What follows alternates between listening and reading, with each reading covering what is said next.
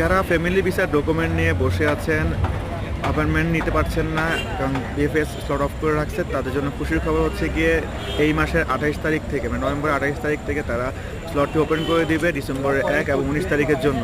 তো সবাই সকল ডকুমেন্ট নিয়ে আপনারা সঠিকভাবে আবেদন করবেন, যাতে করে আপনাদের ডকুমেন্টটি, মানে আপনাদের আবেদনটি সঠিকভাবে হয় এবং আপনারা অ্যাপয়েন্টমেন্ট ডেট পেয়ে যান। কেননা কোনো ভুলের কারণে যদি অ্যাপয়েন্টমেন্ট না পান, তাহলে আবার পরবর্তী তাদের বন্ধ আছে ক্রিসমাস ডে, সেই বন্ধের পরে মানে জানুয়ারির দিকে আবার নতুন করে স্লট দিবে, তখন অ্যাপ্লাই করতে হবে।